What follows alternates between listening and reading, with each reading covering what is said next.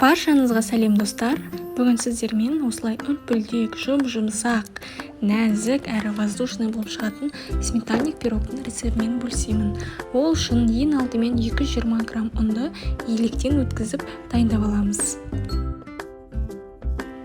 Одан соң үстіне шым-шым тұз, ванилин және қант пудрасын салып, барлығын араластырамыз.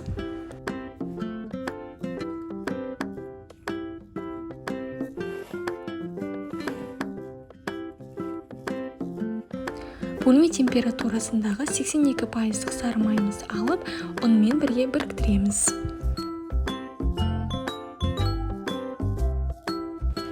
Оның үстіне жұмыртқаның 3 сарыуызын және қаймақты салып, жұмсақ қылып, қамыр илейміз.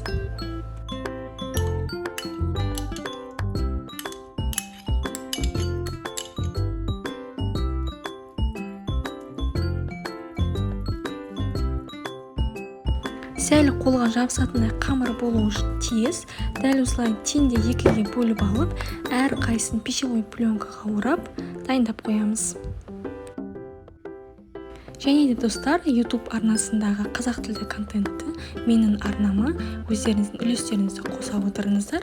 Ол үшін лайк басып, өздеріңіз пікірлеріңізді жазып, қоңырау шағына басып, каналыма тіркеліңіздер. Бұдан да өзге басқа да тағамның рецепттері бар.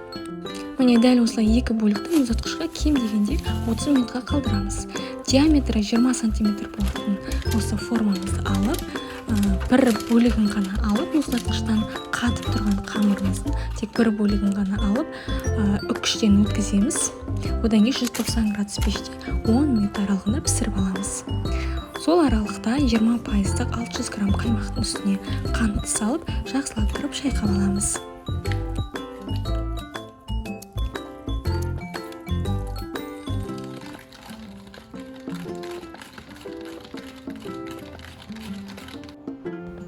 Оның үстіне крахмалды салып, тағы да араластырамыз.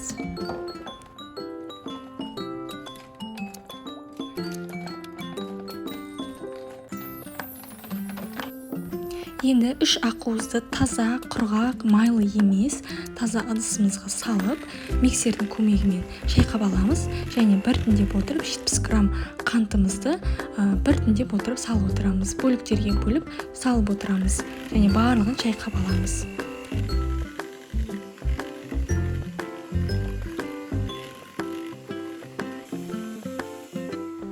Міне дәл осындай шығуы тиіс, өзінің формасын ұстайтын бизнес шығуы керек.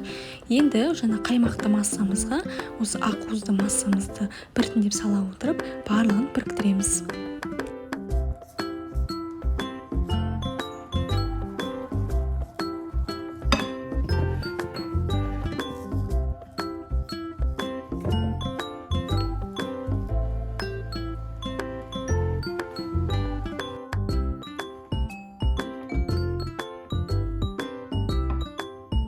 Міне осы аралықта жаңа 10 минуттың ішінде біздің кожамыз пісіп болды.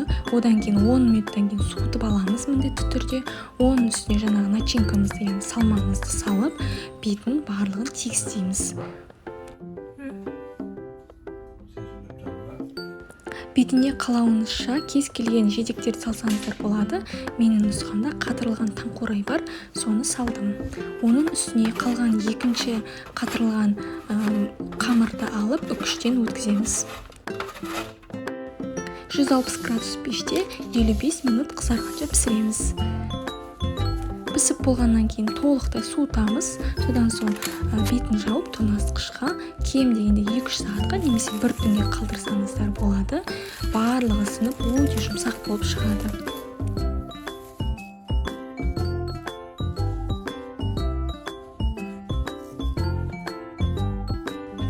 Міне көріп тұрғандарыңыздай достар, пышақтың өзінің кесілгеніне қарап өте жұмсақ екен байқауға болады. Бір бөлігін алып, дәмді шай ішсеңіздер болады. Дәл осы рецептпен жасап көріңіздер, үй іштеріңізді қуантыңыздар.